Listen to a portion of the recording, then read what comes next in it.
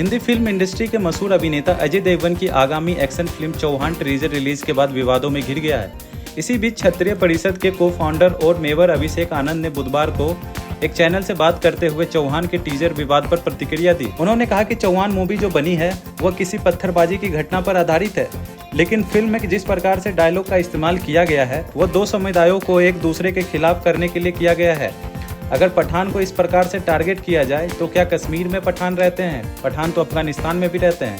अगर इसी प्रकार का ऐतिहासिक डायलॉग मूवी में डालना था तो इसके लिए राजा मानसिंह के किरदार का उपयोग फिल्म में करना चाहिए था। उन्होंने बताया कि राजा मानसिंह का जो ध्वज है वह पचरंगा है, जो उन्होंने अफगानिस्तान के पठानों की 5 ट्राइब्स को हराने के बाद अपने ध्वज में जोड़ा था, जो कि पहले सिर्फ कचनार का हुआ करता था।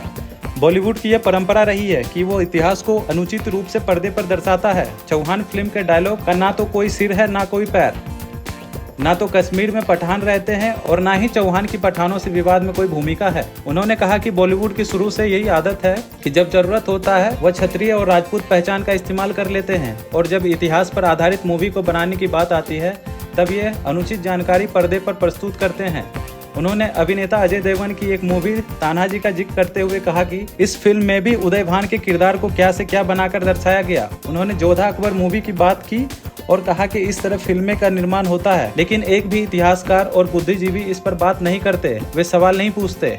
अभिषेक ने बॉलीवुड के एजेंडा सेट करने के तरीके पर बात की और कहा कि बॉलीवुड फिल्मों के माध्यम से 2 तरीके से एजेंडा सेट करता है, पहले तानाजी और दूसरा जोधा अकबर के माध्यम से।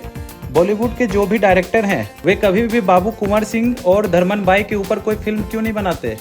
उन्होंने बताया कि धर्मन बाई, जिन्हें धर्मन देवी या धर्मन बीवी के नाम से भी जाना जाता है, वह एक मुस्लिम समुदाय से आती थी। वो आरा की एक गायिका थी जिन्होंने 1857 के सबसे बड़े नायकों में से एक बाबू कुंवर सिंह के साथ अंग्रेजी के खिलाफ युद्ध लड़ा और बाबू कुंवर सिंह की गोद में ही दम तोड़कर वीरगति को प्राप्त हुई। इस प्रकार की कहानी बॉलीवुड को रास नहीं आएगी।